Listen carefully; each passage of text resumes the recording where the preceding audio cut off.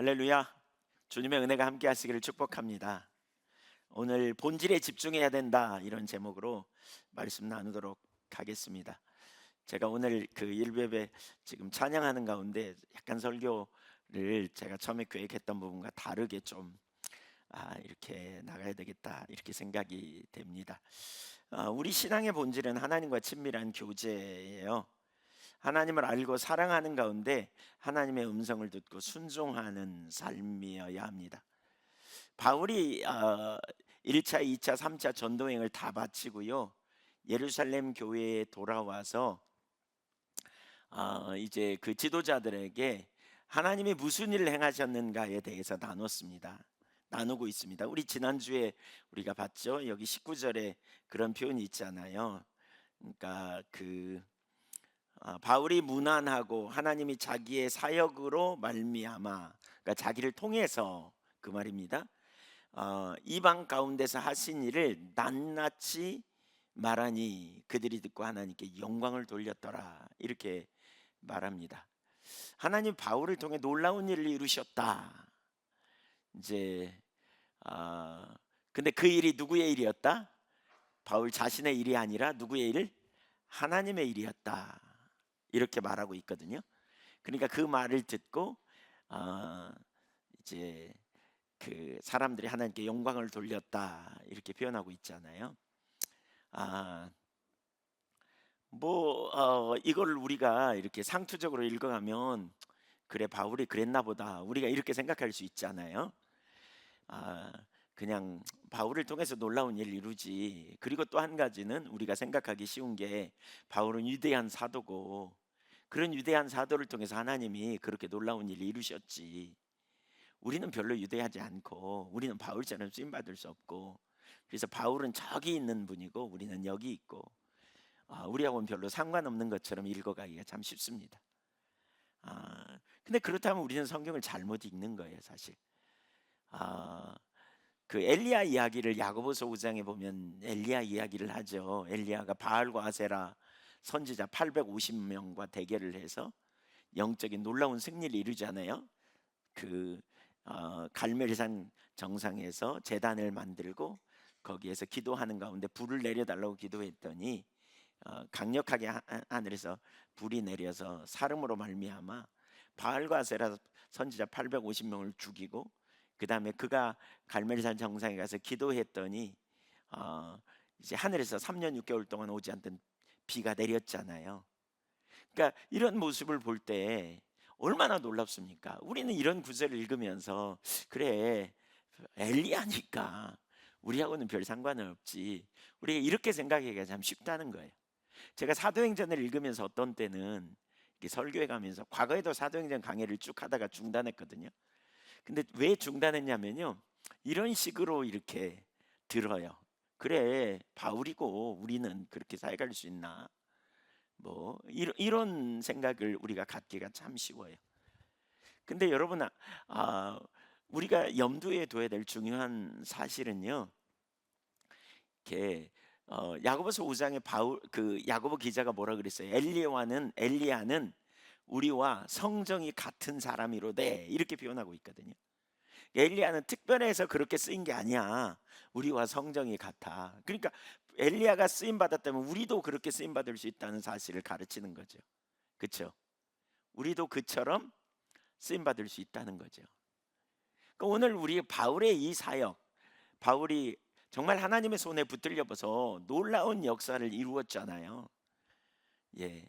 그걸 낱낱이 얘기하니까 사람들이 엄청 도전받고 엄청 새롭게 되는 일이 일어나거든요. 근데 어떻게 바울처럼 우리도 쓰임 받을 수 있을까? 어떻게? 바울처럼 우리는 쓰임 받는 게 불가능한가? 더군다나 우리 지난주에 나눴잖아요. 그러니까 우리가 우리의 어, 그 그러니까 직업을 새로운 패러다임으로 바라봐야 된다, 그랬죠. 하나님이 우리를 구원해 놓으셔서 우리가 이 땅에서 그냥 너 이제 그 6일 동안은 네 먹고 살기 위해서 열심히 일하고 하루는 교회 와서 헌신하고, 이렇게 우리를 살라고 부르신 게 아니라는 거예요. 우리의 모든 삶이 하나님 앞에서의 삶인 거예요. 하나님께서 우리 모두를 하나님 나라 백성으로 부르시고 우리 모두를 통해서 하나님의 뜻을 이루시는 거룩한 통로로 우리를 쓰시는 거예요. 그러니까 바꿔 말하면 이런 거예요. 다시 설명하면 하나님은 오늘날에도 일하시거든요. 무슨 일을 하세요? 하나님은 영혼을 구원하는 일도 하시고 동시에 하나님은 그 이 땅의 사람들을 먹이시고 입히시고 돌보시고 또 보호해 주시고 또 치료하시고 뭐 이 모든 일들을 하나님은 행하시지 않아요. 행하시죠. 우리가 예수 믿기 전에는 몰랐지만 예수 믿고 나니까 우리 먹는 것도 다 주님의 은혜요. 그렇죠. 일용할 양식을 주신 주님의 은혜요. 우리가 사는 것도 전적인 주님의 은혜요. 병원에 가서 치료 잘 받고 나서 뭐라 그럽니까? 하나님 치료해 주셔서 감사합니다 그러잖아요. 예, 의사가 치료했지만 병원의 의료 종사자들이 치료했지만 우리는 하나님이 치료했다는 걸 믿음으로 고백하잖아요. 그러면 여기 의료 종사자는 뭐예요? 하나님과 동역하는 사람들인 거죠. 그러니까 우리의 직업을 새로운 패러다임으로 보는 거예요. 그리스도인은 이원론으로 나눠서 거룩한 일, 속한 일, 속된 일 이렇게 나눌 게 아니고요. 우리 삶 전체는 우리의 모든 삶은 하나님 앞에서의 삶이에요. 그리고 우리가 하는 일을 통해서 하나님이 먹이시고 입히시고 또 우리가 살도록 집을 짓게 하시고 우리를 치유하시고 우리를 가르치시고 우리를 돌보시고 이 모든 영역에 하나님께서 사람이라는 동역자를 통해서 하나님이 하시지만 사람을 통해서 일해 가시는 거죠. 사람을 통해서 하나님 저와 여러분을 쓰신다는 거죠. 그런 관점으로 본다면 내가 얼결에 가진 직업, 내가 얼결에 주님 믿지 않고 혹은 믿었어도 뭐 재능을 따라서 공부한 것을 따라서 또는 내가 좋아하는 일을 택해 가지고 어떤 직업을 선택했다면 그 직업 하나하나가 우연히 된 게 아니고 예수 믿은 우리가 하나님 나라에 보내심을 받은 믿음의 종들로서 또 하나님과 동역하는 자로서 이 사역을 감당하는 자리에 있다는 사실을 기억해야 돼요. 이거 그냥 우연히 그냥 있는 게 아니고 그냥 그러니까 우리 그리스도인은 뭐예요? 무엇을 먹을까 마실까 입을까 염려하는 삶, 이방인들이 구하는 삶, 바꿔 말하면 밥벌이를 위해서 우리는 직업을 갖는 사람이 아니고 과거에 우리가 그랬을지 모르지만 예수 믿고 난 이후에 우리는 밥벌이가 우리 인생의 목적이 아니고요. 하나님과 동역하는 삶이에요. 우리의 무엇을 먹을까 마실까 입을까 어디서 살까 너희 천부께서 너희 하늘 아버지가 다 아신다 그랬어요. 그러니까 너희가 할 일은 먼저 그의 나라와 의를 구하라. 그리하면 이 모든 걸 너희에게 더하시리라. 우리는 하나님과 동역하는 삶을 사는 거예요. 동역하는 삶. 여러분의 직업이 여러분의 삶이 그런 눈으로 재해석되기를 축복합니다. 네.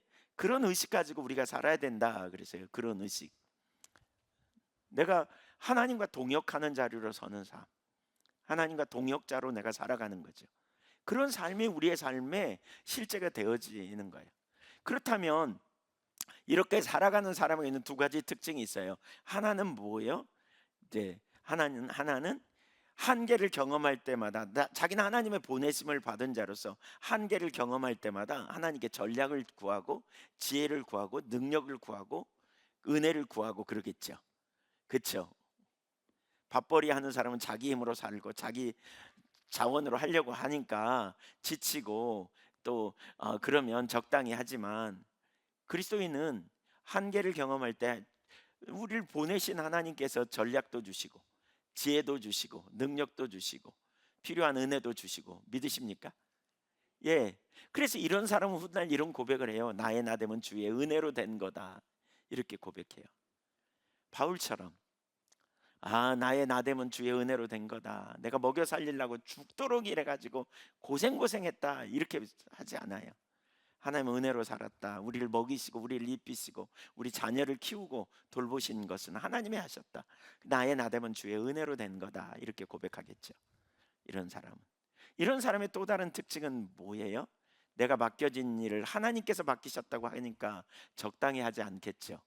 그냥 눈치 보면서 적당히 눈속임 하듯이 하지 않겠죠. 하나님 앞에서 그리스도께 하듯이 그렇죠. 그리스도를 섬기듯이 이렇게 하겠죠.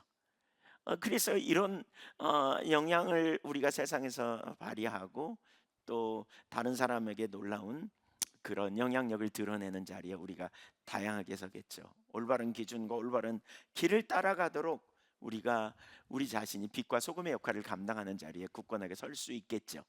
어떤 시각과 어떤 눈으로 우리가 세상을 바라보고 해석할 것인가? 예. 이것은 우리의 삶의 현장을 어떤 패러다임으로 이해하는가, 어떤 관점으로 이해하는가, 이게 되게 중요해요. 여러분 모두가 우리 한교회 모든 성도님들, 이 설교를 듣는 모든 분들이 그러한 삶으로 변화되기를 주님의 이름으로 축원합니다. 네, 나는 하나님의 보내심을 받은 자다. 한계 안에 있을 때 절망하는 대신 주님의 은혜를 구하고 지혜를 구하고 전략을 구하고 능력을 구하고 또 한계를 경험할 때 길을 구하고, 제가 전에 섬기던 죽전교회에 처음 단독 목회 가가지고 정말 제가 할 수 있는 게 아무것도 없었다 그랬잖아요. 그래서 저는 끝이라고 생각했어요. 이거 여기서는 안 돼. 내가 목사 한 수 받고 3년 만에 도시로 가야 돼. 대도시 가서 나는 젊은이들 사역에 초점이 있으니까, 또 과거에 젊은이들 사역을 하는데 제가 성공의 이력이 있었기 때문에 도시로 가는 게 수야. 여기서는 안수 받고 그냥 있으면 돼. 그냥 시간 때우다가 안수 받고 가야지. 이런 생각이 제 머릿속에 있었어요. 근데 어느 날 퍼뜩 생각해 보니까 그게 아니었어요. 하나님이 나를 아시고 이 동네를 아시고, 그렇다면 저를 보내신 하나님이 전략을 가지고 계시겠다, 이런 생각이 들었어요. 그래서 전략을 찾고 지혜를 구하고 은혜를 구하고, 그때 하나님이 기가 막힌 전략을 주셔서 그 그곳에 여러 사람을 전도할 수 있었고, 결국 나중에는 교회가 자립하는 수준에 이르기까지, 농촌 교회에서. 이건 완전히 하나님이 하신 겁니다. 그게 저에게는 성공의 이력이었어요. 여러분 우리가 직장 생활을 하든지 한계를 우리는 분명히 경험한단 말이에요. 근데 주님의 보내심을 받은 자로서 우리가 어떻게 그 일을 감당해낼 수 있을까? 제가 목사로서 사역을 감당하면서 어떤 때는 정말 한계처럼 느껴진 적이 되게 많아요. 그러나 주님의 보내심을 받은 자로서 전 주님을 찾아 나가거든요. 그때마다 주님이 길을 내실 걸 알고 주님이 그 다음 단계를 준비해 주실 것을 신뢰하고 나가면 기가 막히게 그 다음 단계가 준비되어 있고 그 다음에 길이 예비되어 있는 걸 발견해요. 예. 우리의 인생을 우리 스스로의 자원으로 경영하는 것은 참된 그리스도인의 삶이 아니에요. 여러분의 직업에 대한 패러다임도 바뀌고요. 여러분의 삶의 모든 현장을 하나님의 자원으로 은혜로 살 수 있기를 축복합니다. 예, 요즘 그 자녀 키우는 애들 키우는 부모님들 여러분 고생 많잖아요. 제가 중고등학교, 저희 아이들이 중고등학교 때 좀 아이 다 키워놓은 부모들을 보면, 그리고 잘 키워놓은 부모들을 보면 너무 훌륭해 보이더라고요. 예, 요즘 자녀들 키우는 것도 만만치 않은 세상이잖아요. 얼마나 유혹도 많고 혼돈도 많고 영향력도 많고. 그래서 부모 사표 내고 싶을 때도 있잖아요. 뭐 아닌가요? 네, 네, 예. 그런 거 체험을 미리 해보면 좋겠죠.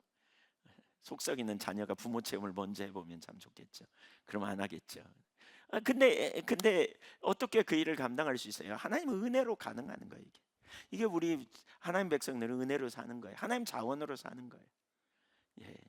내가 할 수 없지만 나를 구원하신 주님이 나를 아시고 나를 구원하신 주님이 나와 함께 계셔서 지금 전략이 되시고 지금 능력이 되시고 지금 우리에게 피할 길을 내고 계시고 지금 현재적으로 우리의 손을 붙들어 가장 온전한 길로 인도하시는 능력의 주님이심을 우리는 신뢰하고 그 주님을 경험하며 살아가는 삶이 그리스도의 삶이에요. 맞죠? 네, 맞습니까 여러분? 네. 근데 이러한 삶을 통해서 우리도 인생을 마감하는 순간에 어쩌면 바울처럼 어떤 순간에 나의 나됨은 주의 은혜로 됐다, 내가 나를 통해서 하나님이 이런 일을 행하셨다 나눌 때 사람들이 우와 하나님을 찬양하는 이런 일들이 우리의 삶에 있어야 된다는 거죠. 크고 작은 일이겠지만 이런 일이 어떻게 바울이 사역을 감당할 수 있었는가에 대해서 조금 더 이제 그 부분을 좀 더 살펴보려고 합니다.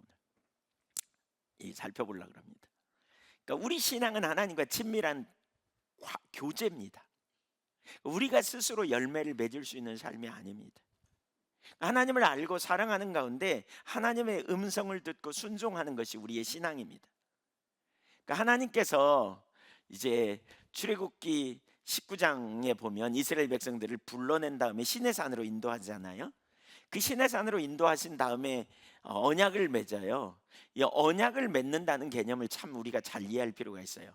이스라엘 백성들이 먼저 하나님께 왔어요. 하나님이 이스라엘을 먼저 부르셨어요. 하나님이 먼저 택하셨고요. 그들을 하나님께로 인도하셔서요. 그들을 구원해 내셔서 홍해를 통과하게 하시고 또 먹을 것 없는 환경에 마실 물 없는 환경을 인도해 내셨어요. 이게 뭐예요? 하나님의 사랑이에요. 언약적 사랑, 신실하심. 왜요? 하나님이 알지도 못하는 이스라엘 백성들, 도대체 자기 인생에 무슨 일이 일어났는지 알지도 못하는 그들을 하나님께서 사랑으로 싸매 주시고 감싸 주셔서 구원해 내셔서 하나님 앞으로 데리고 온 거예요. 이건 뭐예요? 언약적 사랑, 전적인 하나님의 사랑이에요. 왜 그렇게 하셨느냐? 내가 너희에게 하나님 노릇 해주려고 그러는 거예요. 이게 언약의 핵심이에요. 하나님 노릇 해주시기 위해서. 저들이 잘나고 똑똑해서가 아니에요. 그냥 하나님이 되어 주시려고. 그러면서 너희가 내게 있어야 될 것은 너희는 내 백성이 되어야 되라, 이렇게 말해요. 백성이 되라.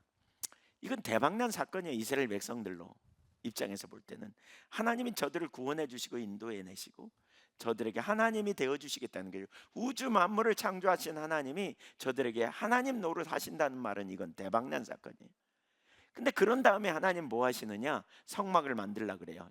우리 출애굽기 25장 8절 좀 한번 좀 찾아주시면 좋겠어요. 여러분 찾아보세요.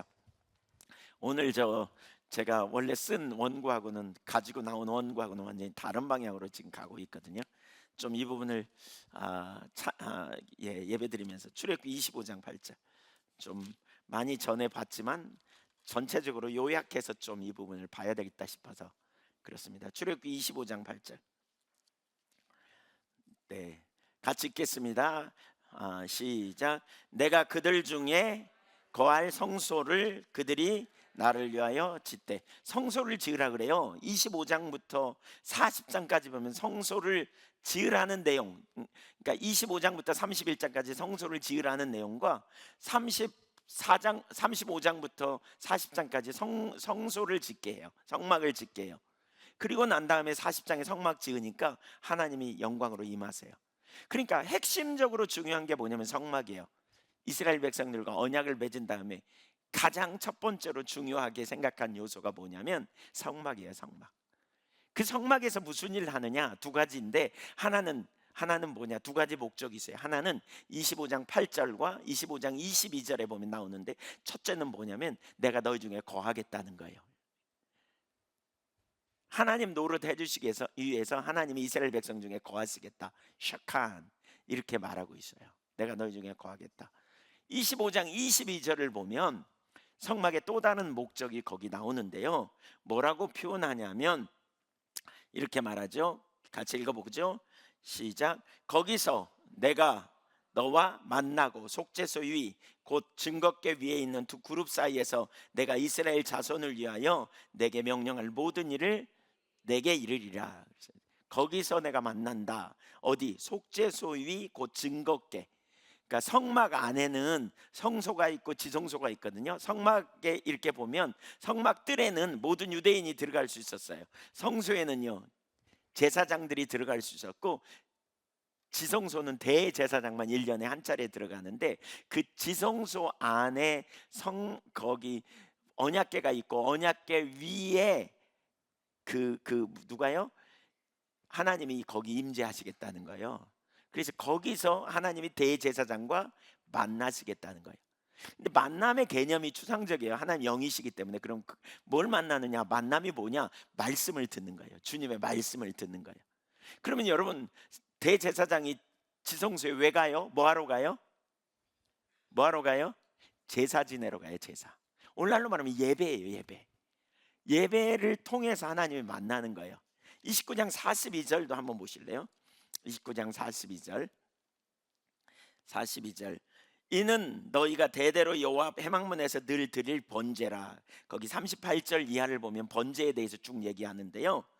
네, 여러분 여기 보려고 하지 말고 가능하면 찾으세요. 이거 잘 때 제가 진도를 빨리 막 나가야 되기 때문에 네. 아, 방송 실험 부지런히 띄워주고요. 예, 번제를 통해서 내가 거기서 너희와 만나고 너에게 말하리라 그랬어요. 그 번제의 목적은 하나님께 제사 드리는 거예요. 근데 그 가운데 하나님의 향하시는 일이 있다는 거죠. 그게 뭐냐? 제사 드리는 이스라엘 백성들, 여기 너희라는 말을 쓰잖아요. 복수제예요. 그러니까 복수. 이스라엘 백성들과 만나겠다는 거예요. 어디서? 성막문을 열고 들어가면 바로 번제단이 있거든요. 여기는 모든 유대인이 들어갈 수 있는 곳이에요. 거기서 제사를 드릴 때 하나님이 그들과 만나겠대요. 그 만남은 뭐라고요? 말씀을 듣는 거라고요. 그래서 이게 바로 오늘날로 말하면 예배입니다. 우리가 예배 순서 중에 말씀, 설교가 있잖아요. 근데 이 설교가 그런 의미에서의 그 하나님 앞에 말씀을 듣는 거죠. 경배 찬양은 하나님께 드리는 것, 헌금은 드리는 거지만 설교는 듣는 겁니다. 말씀을. 이 설교를 통해 하나님과 만나는 거예요. 근데 사실 설교를 지적으로만 이해하면 안 돼요. 그래서 성령께서 조명하셔서 오늘 내게 해주시는 말씀으로 들려줘야 돼요. 그리고 이 하나님과 만남이 있는 예배가 되잖아요. 여러분, 우리가 하나님과 만남이 있는 예배에 성공하잖아요. 그러면 무슨 일이 벌어지냐면 우리의 삶이 거룩해져요. 그래서 43절에 보세요. 43절에 이렇게 말합니다. 네, 내가 거기서 이스라엘 자손을 만나리니 내 영광으로 말미암아 회막이 거룩하게 될지라. 내 영광이라는 말은 하나님이 이스라엘 백성들이 인식하도록 그러니까 하나님을 인식하는 눈으로 그러니까 가시적으로 인식하게 되는 현상이 하나님의 영광이라고 말하는 거예요. 그러니까 말씀을 깨달아지는 거죠. 하나님은 전지하시다는 사실을 아는 게 아니라 전지하신 하나님을 내가 알게 되는 사건, 이런 게 영광을 보았다는 거예요. 전능하시다는 사실을 아는 게 아니라 하나님이 전능하시구나, 이게 순간적으로 깨달아져요. 그러면 어떻게 된다고요? 거룩해진다는 거예요. 무슨 얘기예요? 예배당 오기 전에 예배 드리기 전에 염려가 한가득하고 왔어요. 근데 예배 드린 가운데 뭐 찬양 중에, 기도 중에, 설교 중에 하나님 전능하신 하나님이라는 사실을 맨날 들었던 설교인데 갑자기 그게 그래 하나님이 전능하신 하나님이시지, 이게 선명히 내게 조명되는 거예요. 그러면 집에 가면서 염려해요, 안 해요? 그 순간에 염려 내려질 거예요. 이게 바로 거룩한 삶이에요. 이게 하나님이 나를 아시는데 내가 올바르지 않은 태도와 자세를 가지고 있는 것도 다 아셔. 그 순간에 이걸 내리는 거예요. 그 순간에. 이게 거룩한 삶이에요. 그래서 고린도후서 3장 18절이 딱 이 구절과 연결되어져요. 고린도후서 3장 18절. 우리가 주의 영광을 보게 되면 주님과 같은 형상으로 변화된다. 근데 이건 뭘로 가능하냐? 성령으로 말미암는다 그랬어요. 하나님의 영광을 보는 만큼 우리 삶에 변화가 일어나요. 하나님의 영광을 보는 만큼 우리가 주님의 형상으로 바뀐다는 거예요. 거룩해져요. 그 예배가 중요해요. 예배를 통해 주님 만나는 일이 일어나야 돼요. 만남이 없는 예배는 안 돼요. 만남이 있는 예배가 돼야 돼요. 말씀을 듣고 하나님이 누구이신지, 그래서 인격적 교제가 우리 가운데 있는 예배가 되어져야 돼요. 여러분, 이런 예배가 우리 삶에 회복되기를 원합니다. 하나님은 관념 속에 갇혀 계시는 분이 아니에요. 여러분, 하나님은 문자 속에 갇혀 계시는 분이 아니에요. 하나님은 살아 계세요. 하나님은 어제나 오늘이나 동일하세요. 믿습니까? 그래서 우리에게 말씀하시고 우리의 음성을 들으시는 분이에요. 지난 수요일 날 제가 그 찬양할 때 그런 부분을 나눴거든요. 다윗이 하나님께 예배할 때 세 가지, 언약궤를 메고 올 때 세 가지 태도, 우리가 예배를 배울 수 있는 중요한 세 가지 태도를 말하는데, 하나는 뭐냐면 다윗이 여호와 앞에서 예배했다는 거예요. 이 표현을 여러 번 쓰거든요. 여호와 앞에서 예배했다는 말은 무슨 얘기예요? 하나님을 인식하고 하나님 앞에서 고백하고 하나님 앞에서 찬양하고 하나님 앞에서 춤을 추고 하나님 앞에서 뛰놀았다는 거예요. 이 말의 의미를 이해하기 위해서는 이런 거예요. 히브리서 11장 6절에 보면 믿음이 없이는 기쁘시게 못하나니 하나님께 나간 자는 반드시 그가 계신 것과 그를 찾는 이들에게 상 주시는 걸 믿어야 할지니라. 그러니까 우리가 찬양하면서 내 입술의 고백을 들으신 하나님이 계시다는 거예요. 두 번째, 시편 139편 4절에 보면 우리 혀의 말을 알지 못하시면 하나도 없어. 하나님 다 아셔. 세 번째, 온 땅을 두루 감찰하사 전심으로 자기에게 향하는 자들에게 능력을 베푸신다. 역대하 16장 9절이죠. 그러니까 이걸 인식하고 부르는 거예요. 그러니까 하나님 앞에서 여러분 예배해 보세요. 우리 찬양하면서 왜 내게 있는 모든 것을 아낌없이 드리네. 언제예요 이 찬양? 헌금할 때. 예, 우리는 찬송가 잘 많이 안 부르니까 잘 모르지만 헌금할 때 그 찬송이에요. 뭐라고요? 내게 있는 모든 것을 아낌없이 드린대요. 근데 사실은 여기서 1,000원짜리 차죠. 아낌없이 드린다고 입술로는 말할지 모르죠. 그건 안 맞는 얘기예요. 누가 여러분 앞에서 나는 정말 당신을 다 사랑해요 그러면서 노룩이라 그러죠. 요즘 노룩. 바라보지 않고 다른 사람 바라보면서 그렇게 얘기해. 반가워요 이러면서 아이고 너무 좋아요 그러면서 안 쳐다봐. 이런 거나 똑같은 거예요. 하나님 앞에서 순교자의 삶을 사는 이에게 이런 찬양 막 하거든요. 그럼 저는 입을 쳐다봅니다. 그분 입을 쳐다봐. 진짜 순교자의 삶을 살아? 나의 마음, 나의 뭐죠? 나의 모습, 나의 소유 주님 앞에 모두 드립니다. 막 이런 찬양 하거든요. 근데 사는 거 보면 한 개도 그렇게 안 살아. 그럼 하나님이 그 찬양을 들으면서 야, 네 찬양의 고백이 감미롭다 이러실까요? 이건 하나님 앞에서 예배하는 게 아닙니다. 그냥 불러 제끼는 겁니다. 진짜 하나님은 살아계시죠. 신실하신 하나님이에요. 그러니까 우리가 그 하나님을 찬양하면서 내 마음이 담겨 있지 않으면 사실 그 찬양할 때 중단하고요, 은혜를 구해야 돼요. 내가 하나님 잘 몰라요. 그래서 저는 나의 모습, 나의 소유 다 주님 앞에 드릴 수 없어요. 나는 그렇지만 주님을 알면 제가 그렇게 하겠죠. 주님을 알게 해주세요. 이런 자세로 우리가 예배해야 돼요. 그렇잖아요. 마음도 없이 하는 고백을 여러분 기뻐해요? 안 맞는 거죠. 그거 외식이죠. 우리가 하나님의 인격체라니까요. 우리의 예배가 오늘 형식으로 전락하는 게 이게 심각해요. 자, 이 관계성에서 중요한 거 한 가지가 뭐냐면, 이 친밀한 관계성에서 되게 중요한 한 가지가 뭐냐면 사랑의 관계여야 돼요. 사랑의 관계. 그러니까 하나님을 우리가 예배하고 하나님은 우리를 원하세요. 우리 언약 관계를 맺으셨다 그랬잖아요. 그리고 우리를 원하신다 그랬죠. 신명기 7장 6절부터 9절까지 한번 좀 볼까요? 거기 하나님의 사랑이 뭔지 우리에게 잘 보여줘요. 그러니까 언약의 관계에서 우리가 기억할 것은 우리가 먼저 사랑한 게 아니고 하나님이 우리를 먼저 사랑하셨죠. 맞습니까? 네. 그래서 그 사랑이 뭔지를 우리가 기억할 필요가 있는데 여기 신명기 7장 6절에 보면 이렇게 표현하고 있어요. 너는 여호와 내 하나님의 성민이라. 내 하나님 여호와께서 지상 만민 중에서 너를 자기의 기업의 백성으로 택하셨나니. 여기 뭐예요? 자기 기업의 백성으로 택하셨다. 그 말은 세굴라라는 말입니다. 기업이라는 말. 이 말은 보배로운 소유로 택했다 그 말입니다. 이게 언약적 사랑입니다. 하나님이 우리가 괜찮기 때문에 택한 게 아니고 우리가 특별하기 때문에 택한 게 아니에요. 2절에 그 7절에 보면 금방 나오는데 그냥 택하셨어요. 사랑하기를 작정하셨어요. 보배롭게 선택하셨어요. 이게 사랑의 첫 번째 요소예요. 사랑은 가치예요. 너무 소중하게 택한 거예요. 내가 소중해서가 아니에요. 하나님이 그냥 일방적으로 나를 소중히 여기시려고 택하셨다니까요. 우리를 믿으세요?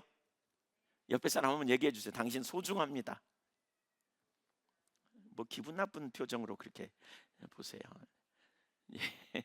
당신 소중합니다. 아멘.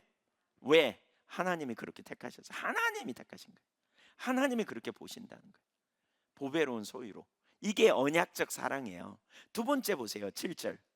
그러니까 가치 있는 존재로 여긴 거예요. 하나님이 우리를 아무렇게나 취급하지 않는다는 거죠. 우리가 하나님 앞에 가치 있는 존재. 7절. 여호와께서 너희를 기뻐하시고 너희를 택하심은 너희가 다른 민족보다 수요가 많기 때문이 아니라 너희는 오히려 모든 민족 중에 가장 적으니라. 너희가 볼품이 있어 택한 게 아니야. 너희는 가장 적어.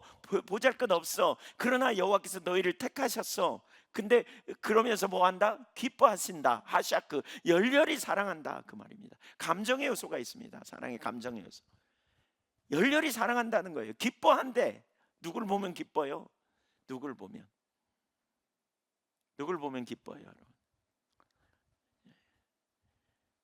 어떤 사람은 그냥 기쁨을 이기지 못해 눈이 반달이 되잖아요. 그냥 기쁨을 이기지 못하는, 환히 이러고 생각만 해도 기쁘고 감격이 있고, 이런 네, 우리가 이런 자리에 이렇게 하나님이 그렇게 하셨다는 거예요. 이것도 언약적 사랑이에요. 일방적인 사랑이에요. 언약적 사랑. 그 사랑을 받고 있는 자라는 걸 우리가 충분히 우리가 받아들여야 돼요. 알아야 돼요. 여러분, 하나님 사랑을 우리가 충분히 아는 게 정말 중요해요.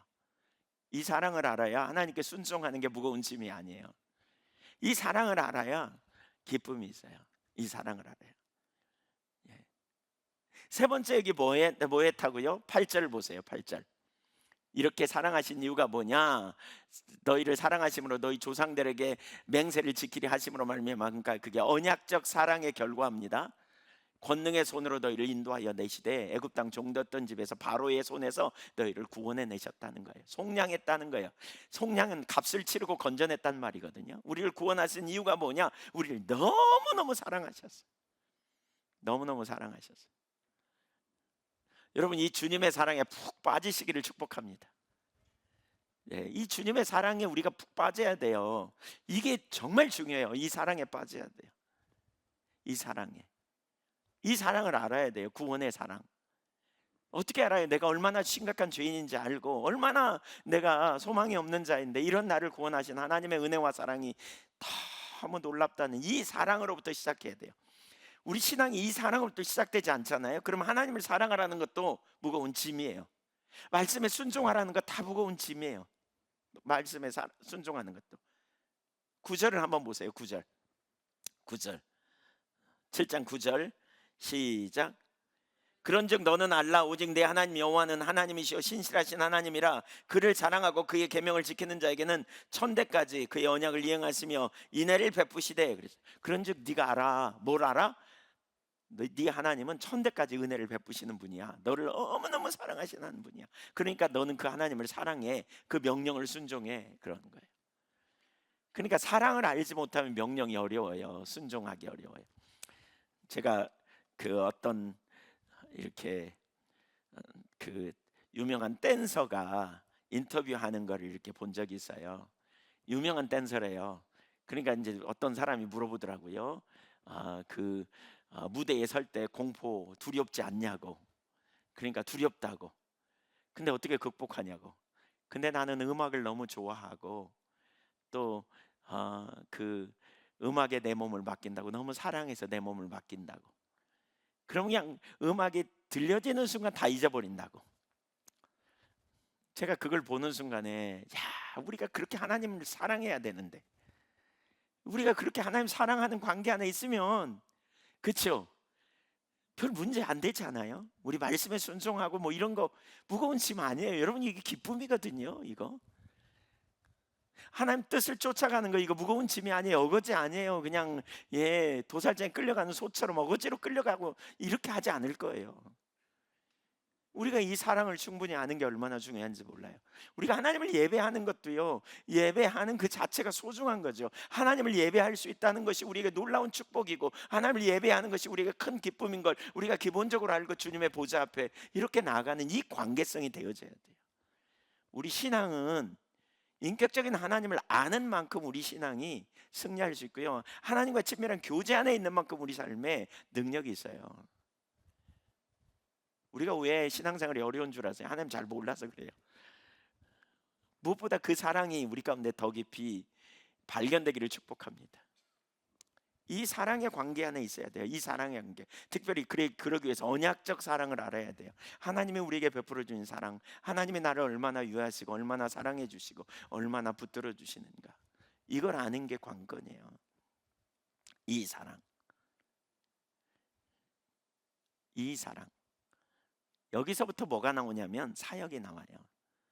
여기서 우리가 하나님을 사랑하는 자리에 서서 우리도 뭐예요? 하나님을 가장 사랑스럽고 가장 소중하며 가장 놀랍게 여기는 거죠. 하나님을, 그 사랑을 알아서 우리가 하나님을 가치 있게 여기고, 그리고 그 사랑을 알게 될 때 우리가 하나님과 더 함께 있기 원하고 하나님을 사랑하는 자리에 있기를 원하는, 예, 열렬히 사랑하는 이 감정이 거기서 나와요.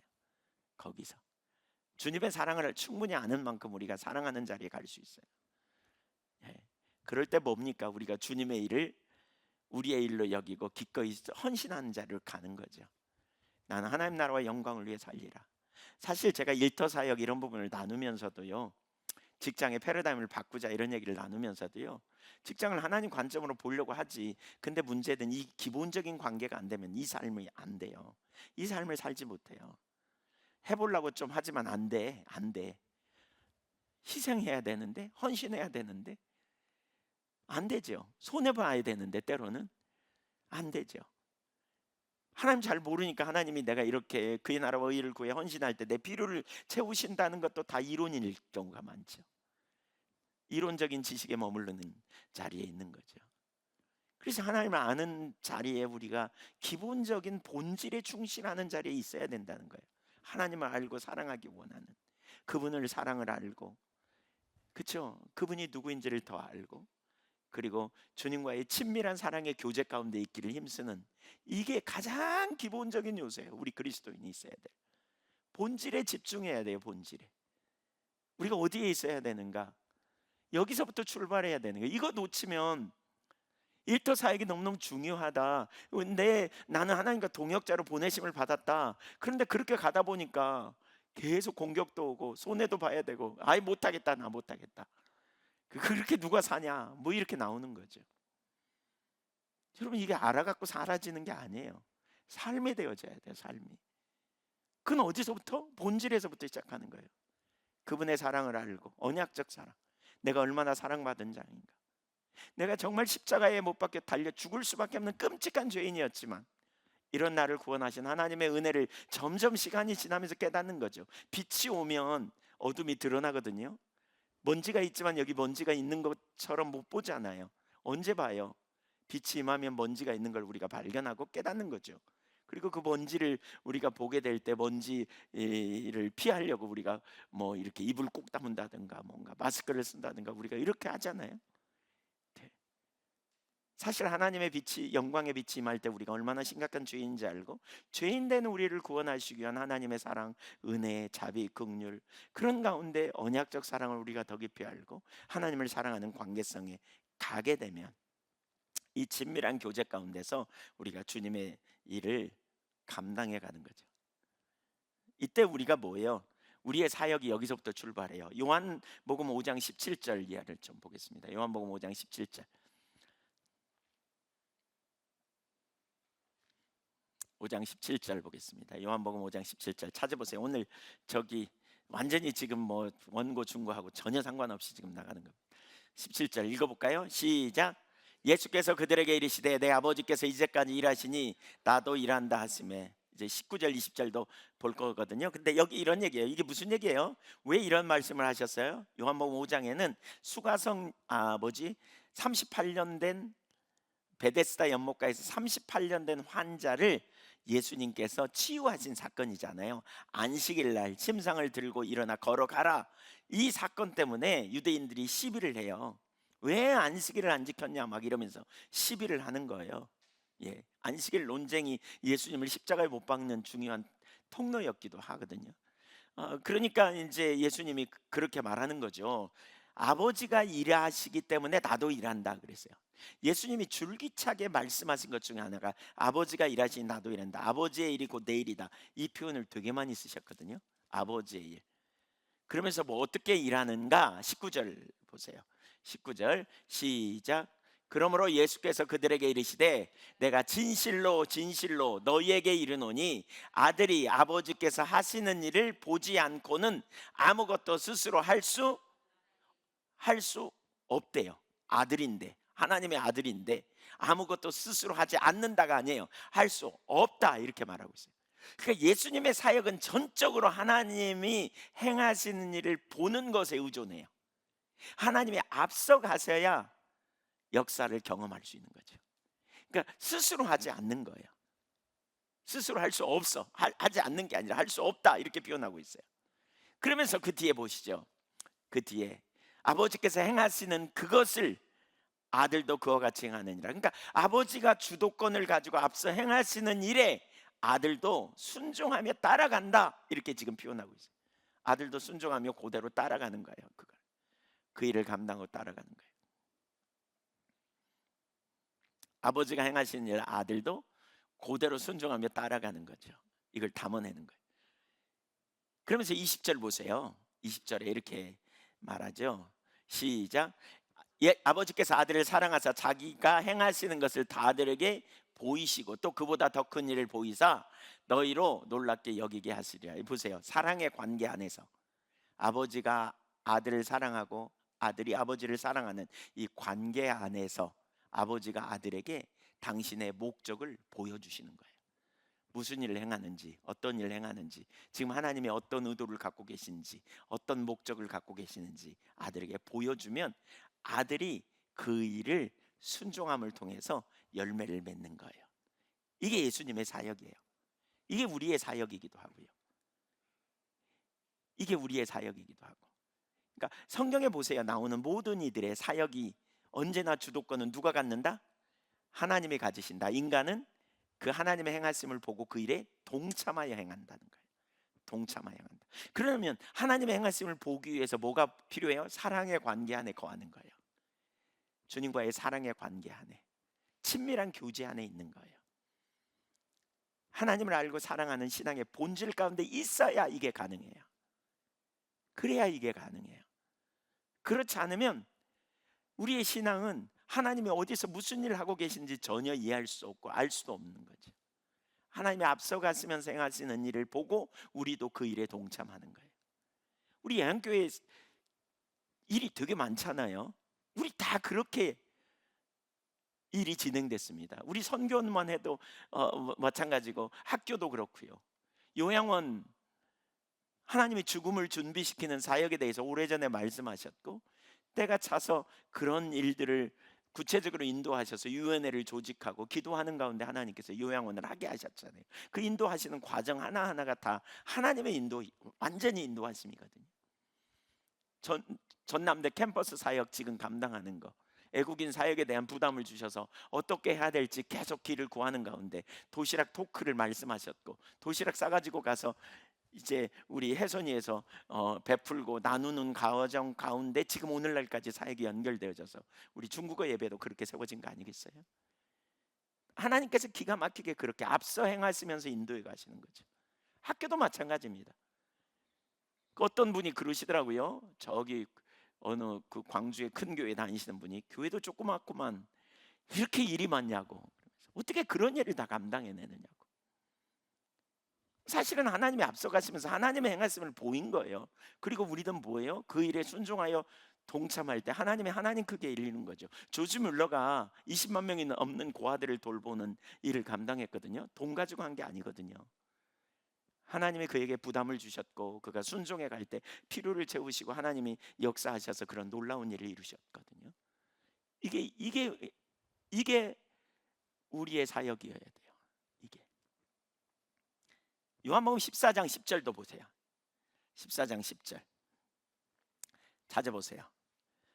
내가 아버지 안에 거하고 아버지는 내 안에 거한 것을 계신 것을 내가 믿지 아니하느냐. 내가 너희에게 이르는 말은 스스로 하는 것이 아니라 아버지께서 내 안에 계셔서 그의 일을 하시는 것이라. 하나님이 예수님 안에서 이루신다. 이 말은 무슨 얘기야? 하나님이 예수님 안에서 예수님의 입을 열었다 닫았다 하면서 혹은 손으로 움직여서 일했다, 그 말은 아니에요. 친밀한 교제 가운데 일하신 거를 얘기해요. 11절 내가 아버지 안에 거하고 아버지께서 내 안에 계심을 믿으라. 그렇지 못하겠거든 행하는 그 일로 인하 말미암아 나를 믿으라. 행하는 그 일로 인하여 믿으라는 거예요. 내가 행하는 거 봐라, 이게 내 일인지 하나님 일이지, 이런 거죠. 여러분, 우리가 행하는 일로 말미암아 우리의 일이 하나님의 일인 것을 드러내야 돼요. 그러면서 12절 보세요. 같이 읽죠. 시작. 내가 진실로 진실로 너희에게 이르노니 나를 믿는 자는 내가 하는 일을 그도 할 것이요 또한 그보다 큰 일도 하리니 이는 내가 아버지께로 감이라 그랬어요. 이게 예수님 제자들의 사역이에요. 예수님이 하신 일을 예수님 제자들도 할 것이고, 예수님이 하신 일보다 더 큰 일도 제자들이 하게 될 거다. 오늘 제자된 저와 여러분을 통해서 예수님이 하신 일보다 더 큰 일도 이루어지게 될 거라고 말하고 있는 거예요. 믿으십니까? 어떻게요? 친밀한 교제 안에 앞서가 행하시면서 하나님의 목적과 의도를 우리에게 보일 때 우리가 삶을 조정하고 순종하면 우리를 통해서 하나님 사이즈의 열매가 맺어지는 거예요. 우리는 자꾸 하나님 일 하면 내가 뭘 가졌나, 우리 손을 바라봅니다.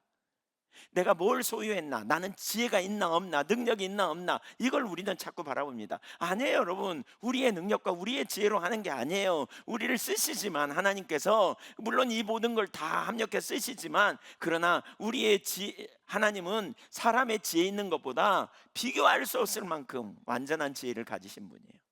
그래서 너희 중에 부르심을 받은 자들을 보라, 지혜 있는 자가 있나, 능력 좋은 자가 있냐, 문벌 좋은 자가 있나? 아니다. 하나님은 어떤 자를 쓰신다? 하나님은 어떤 자를? 약한 자를 들어 강한 자를 부끄럽게 한다. 어떻게? 고린도전서 1장 30절에 너희는 하나님께로 나와서 예수 안에 있고, 예수는 그런 연약한 너희를 위하여 하나님께로 나와서 지혜가 되시고 의로움이 되시고 거룩함이 되시고 구원함이 되신다. 그래서 자랑하는 자는 주 안에서 자랑하라 함과 같으니라 그랬어요. 우린 주님 안에서 살아가는 삶이 바로 이 삶이에요. 이게 우리의 사역이에요. 우린 이런 열매를 맺어야 돼요. 바울이 하나님이 일하셨다는 말의 의미가 바로 그런 의미라는 거예요. 그런 의미. 그래서 요한복음 15장에 나는 포도나무에 너희는 가지니, 예수님이 이렇게 말씀하시면서 너희가 내 안에 붙어 있으면 이 사람은 절로 과실을 맺는다 그랬어요. 가지가 노력해서 맺는 게 아니에요. 가지는 충실히 붙어 있고, 가지는 그렇죠? 뿌리로부터 올라오는 진액을 잘 받고 나갈 때 열매가 맺어져요. 우리가 주님과의 친밀한 교제 가운데 주님의 음성을 듣고 순종하되 우리가 삶을 조정하여 순종하는 자리에 있을 때 우리의 순종을 통해서 하나님께서 우리를 통해 열매를 맺어가는 거예요. 맺어가는 거예요. 주도권을 갖고 일해 가시는 주님께 우리의 초점을 둘 수 있기를 소망합니다. 아멘. 자, 그럼 한 가지 이제 중요한 부분을 나누려고 해요. 뭐냐? 이런 삶이 오늘날 일반적이에요, 아니에요? 아니, 이런 열매 맺는 삶이 오늘날 교회 가운데 일반적입니까, 아닙니까? 잘 안 됩니다. 이유가 뭐냐면요, 예배에 실패해서 그래요. 친밀한 교제에 실패해서 그래요. 화석화된 신앙 도표 한번 올려줘 보세요. 예배에 실패해서 그래요. 제가 볼 땐 예배에 실패해서 그래요. 예, 좀 촌스럽다, 이 색깔이. 네, 네, 너무 원색적이고 그렇지만 눈에는 잘 띄죠? 잘 보이세요? 이사야 시대와 예레미야 시대는, 그러니까 이사야 시대는 주전 한 700년 전이고요. 예수님 오시기 전에. 예레미야 시대는 주전 600년 전, 예수님 오시기 전에 한 600년 전 시대입니다. 그 다음에 바리새인들은 예수님 당대죠. 근데 이들의 신앙이 똑같습니다. 어떻게 똑같냐? 하나님을 떠났습니다. 떠났어요. 그럼에도 불구하고 굉장히 열심히 있었어요. 원인이 뭐냐? 의식으로 본질을 대체했어요. 의식을 잘 지키는 걸로 본질을 놓쳤어. 하나님과의 친밀한 교제를 놓쳤어요. 그러니까 하나님이 징계를 행하셨는데, 그게 뭐냐? 영적 소경이에요. 영적 소경. 이사야 시대만 좀 살펴보죠. 이사야 여러분 찾아보세요. 빨리 찾아보세요.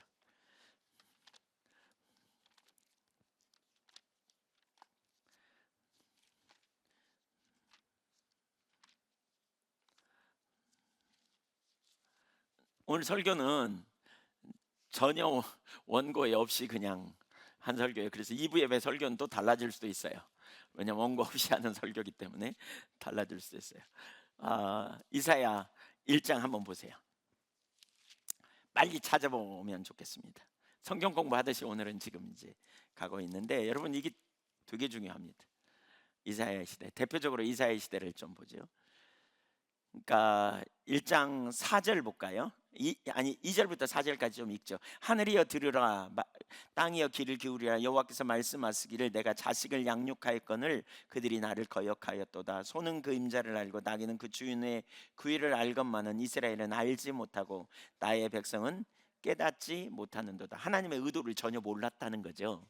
지금 하나님의 의도가 뭔지 몰랐다는 거죠. 그렇죠? 네. 그래서 4절 같이 읽죠. 시작. 슬프다 범죄한 나라여, 허물진 백성이여, 행악의 종자여, 행위가 부패한 자식이로다. 그들이 여호와를 버리며 이스라엘의 거룩하신 이를 만홀히 여겨 멀리하고 물러갔도다. 행위가 부패한 자식, 범죄한 나라, 여호와를 버리고 이스라엘 거룩하신 이를 만홀히 여겨 멀리하고 물러갔대요. 떠나갔대요. 네. 그러니까 한편으로 여기 보세요. 그들은 지금 하나님 버렸어요. 이스라엘 백성들은 엄청난 은혜를 받았는데, 하나님이 선지자를 보내는 것은 돌이키라고 보내는 거거든요. 선지자를 통해 너희가 하나님 떠났다 그랬어요. 근데 1장 11절 보세요. 굉장한 열심이 있었어요. 11절. 여호와께서 말씀하시되 너희의 무수한 재물이 내게 무엇이 유익하뇨? 나는 순양의 번제와 살찐 짐승의 기름에 배불렀고 나는 수송아지나 어린 양이나 순염소의 피를 기뻐하지 아니하노라. 여기 보면 그들은 무수한 재물을 바쳤어요, 안 바쳤어요? 바쳤어요. 살찐 짐승, 무수한 재물, 살찐 짐승 갖다 바쳤어요. 무진장 많이 갖다 바쳤어요. 재물을 갖다 바쳤어요. 하나님 잘 드시라고. 근데 하나님 안 기뻐해요. 근데 한 가지 의문이 있어요. 왜냐하면 4절에 그들이 하나님을 떠났다고 해요. 버렸다니까요. 이스라엘의 거룩하신 이를 만홀히 여겼다, 바보 취급했다, 그 말이거든요. 떠났어요. 근데도 이렇게 헌신했어요. 그러니까 이렇게 봉사했어요. 그러면 그들 자신은 자신들이 하나님을 떠났다고 생각할까요? 안 할까요? 안 해요. 했으면 절대로 이렇게 안 했을 거예요. 돌이켰을 거예요. 자기들은 하나님 안 떠났다고 생각했을 거예요. 그런데 하나님은 떠났다는 거예요. 너희의 재물이 내게 하나도 유익하지 않다, 이렇게 말하고 있거든요. 그러니까 이게 이제 오늘날 문제예요. 우리는 예배 잘 드리고 있어. 우리는 하나님 기쁘시게 하는 예배 우리는 잘 드리고 있어. 우리는 신앙생활 잘하고 있어 라고 말하는데, 하나님 관점에서 어떻게 보느냐가 중요해요. 12절 보세요. 12절. 예, 너희가 내 앞에 보이러 오니 이것을 누가 너희에게 요구하였느냐. 여기 하나님이 출애굽기 23장 17절을 비롯한 여러 곳에서 너희 남자들은 1년에 3차례 절기 때마다 여호와께 보이러 올지니라 이렇게 말씀했거든요.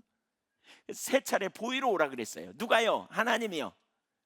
그래서 무수히 보이러 왔어요. 하나님께 절기를 지키기 위해서. 근데 하나님이 뭐라 그랬냐면 누가 요구했냐 이렇게 말하거든요. 이게 왜 그럴까요? 이게 뭐냐? 그 뒷구절 보세요. 이렇게 말하고 있어요. 그 바로 뒤에 보세요. 너희는 그러니까 내 마당만 밟을 뿐이다. 자, 그러면 하나님 만나러 오라는 말은, 아니 여기 하나님이 3차례 오라는 말은 만나러 오라는 거요, 마당만 밟고 가라는 얘기예요? 만나러 오라는 거예요. 근데 마당만 밟고 지나갔대요. 이게 지금 무슨 얘기인지 아시죠? 의식은 있는데 그 속에 담겨져 있는 본질이 없는 거예요. 본질이. 그래서 13절에 무수한 절기를 지켰지만 하나님이 의미 없다고 얘기하는 거예요. 14절에 전국적으로 금식하며 기도했지만 그 기도조차도 하나님이 듣지 않으시겠다는 거예요. 네.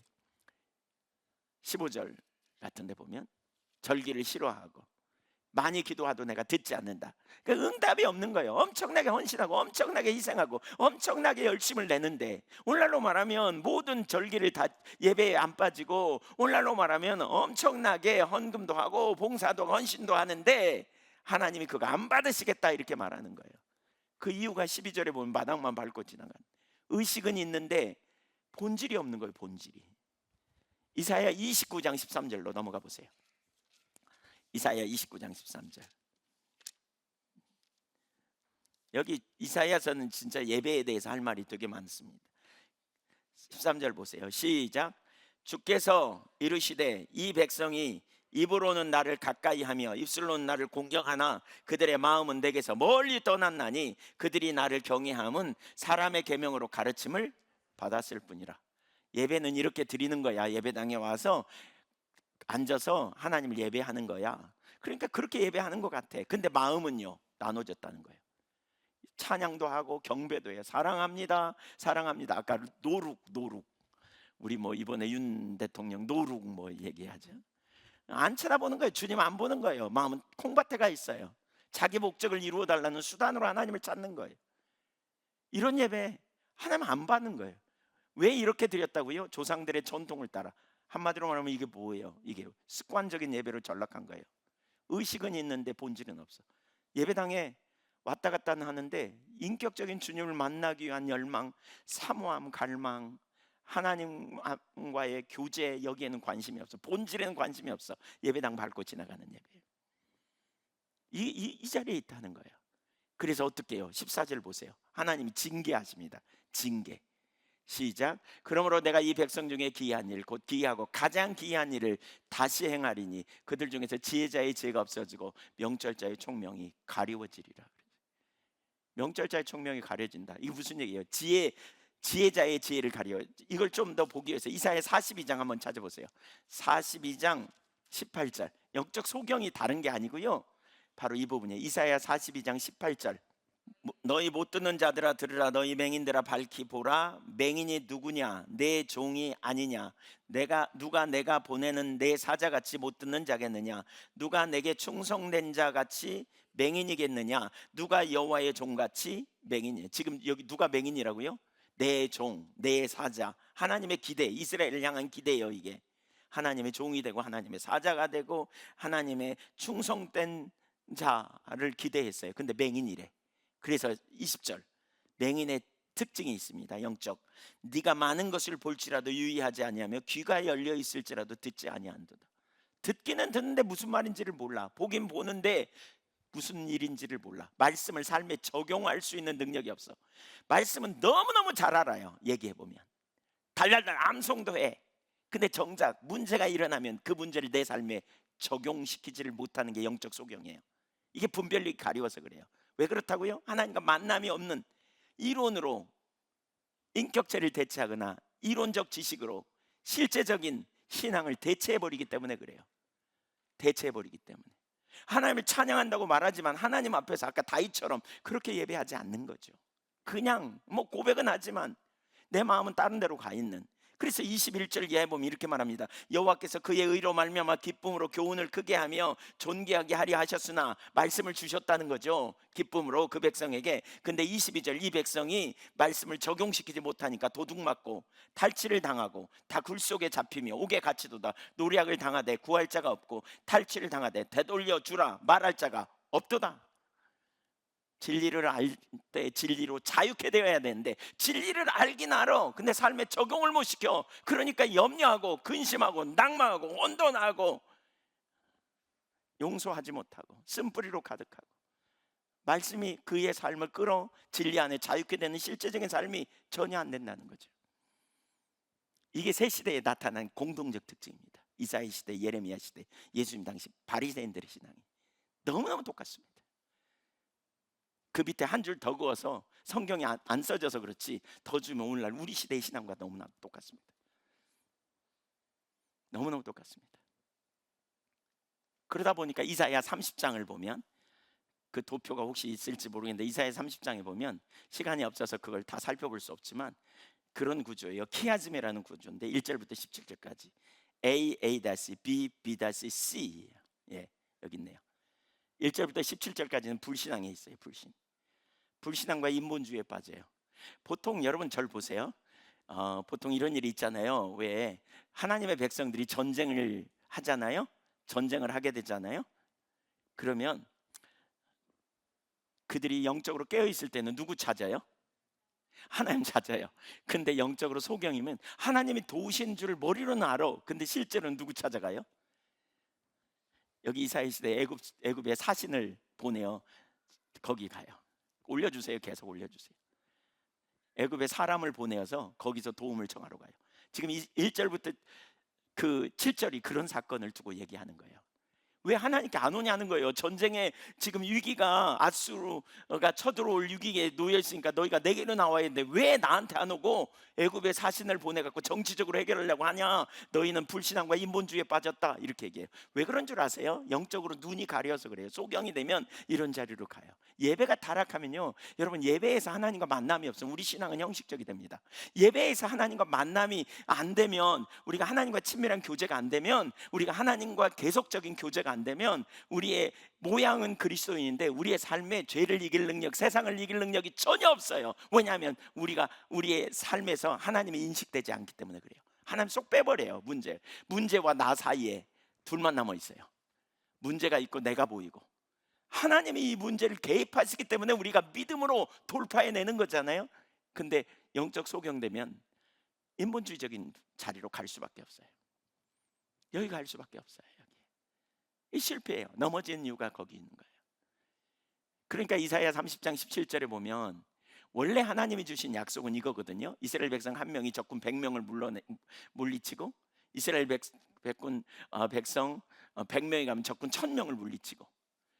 그런데 거꾸로 됐어요. 이사야 30장 17절에 보면 적군 한 명이 오면 이스라엘 백성 1000명이 도망가 버리고 5명만 와도 다 도망가 버려. 겁쟁이가 된 거죠. 예수 믿는데 겁쟁이가 겁에 확 눌려 있어. 하나도 능력이 없어. 말씀을 머리로는 암송하지만 하나도 능력 있는 삶을 살지 못해. 비번은 뭐냐? 말씀 앞에 정직한 대면이 안 돼요. 그러니까 말씀을 들으면 부담돼요. 하나님을 빼버리니까 말씀대로 살 수 있는 능력이 없거든요. 그러니까 말씀대로 들을 말씀을 이렇게 수용하지 못해요. 말씀이 나를 찌르는 것 같으면 성질 나고요. 말씀이 나를 대면하면 아이고 IMF보다 어려운 시절에 맨날 그런 설교만 해, 뭐 이런 식의 생각이 우리 속에 사로잡히고요.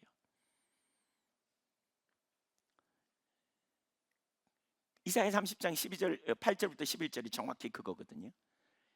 정확히 그 자리에 있어요. 말씀이 우리의 삶을 끌고 가야 능력이 있는데 말씀이 안 끌려가.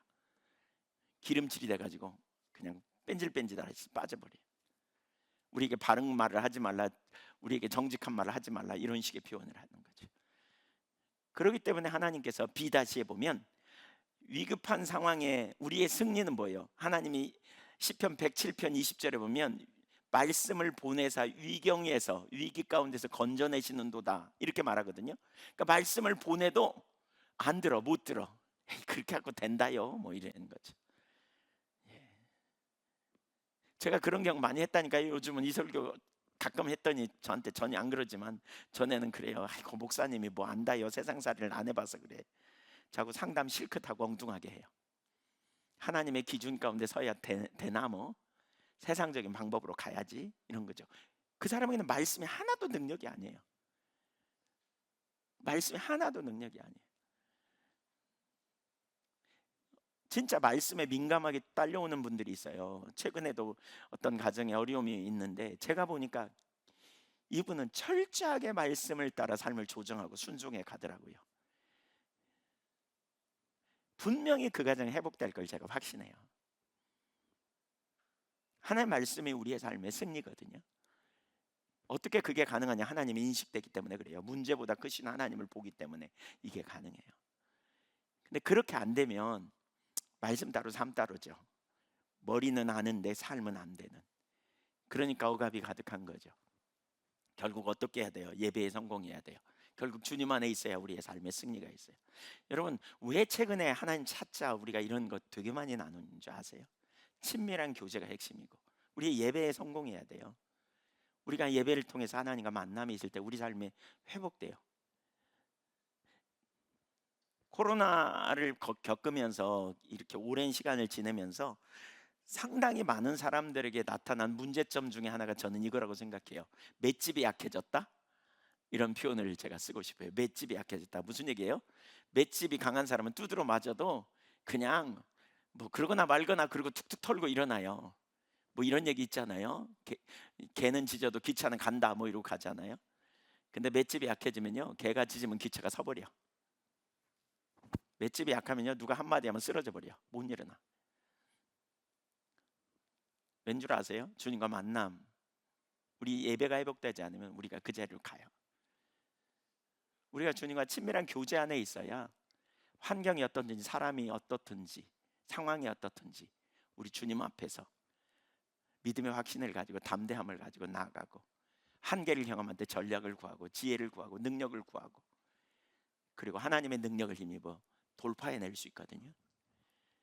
근데 코로나를 경험하면서 제가 여기저기 집회를 다니면서 기도 사역하면서 느낀 게 진짜 사람들의 맷집이 약해졌다, 이런 생각이 들더라고요.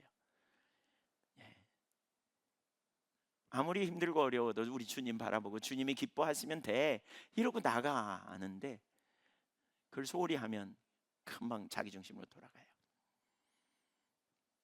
바울이 어떻게 그렇게 놀라운 열매를 맺었는가를 살펴봤습니다. 우리의 삶에 그런 열매가 맺어지기 원하십니까? 하나님의 우리를 세우실 때 우리를 친밀한 교제 가운데 세우셔서 정말 우리를 사랑하신 주님의 사랑에 우리가 퐁당 빠져서 그 사랑을 충분히 우리가 알고 그 주님을 사랑하되 존재를 다해 사랑하는 가운데 우리가 하나님이 의도하신 예배의 자리에서 하나님을 만나고 추구하고 알기를 구하고 형식적인 자리에 있다면 정말 거기서부터 돌아서서 우리가 생명 되신 주님과 개인적인 교제 가운데 살며 우리가 주님과 함께하는 가운데 놀라운 승리를 누리는 믿음의 종들이 다 되시기를 주님의 이름으로 축원합니다. 사도행전 써내야 돼요. 우리가 28장으로 끝나는 게 아니라 29장을 써내려가야 돼요. 그게 이 사도행전이 기록된 목적이에요. 그건 그냥 되는 게 아니에요. 그냥 바울과 우리는 달라, 엘리야와 우리는 달라, 안 다르다고 성경은 말해요. 성정이 같아요. 친밀한 교제 안에 있으면 저와 여러분을 통해서 그런 일을 이루실 거고요, 그런 놀라운 하나님만 하실 크기의 일들을 경험할 수 있을 거예요. 여러분의 삶을 통해 그런 일이 있다, 나는 은혜로 된 거다, 하나님이 나를 통해 이런 일을 이루었다 라고 간증하면 많은 사람들이 하나님을 찬양하는 그런 일들이 저와 여러분의 삶에도 나타나기를 소망합니다. 아멘.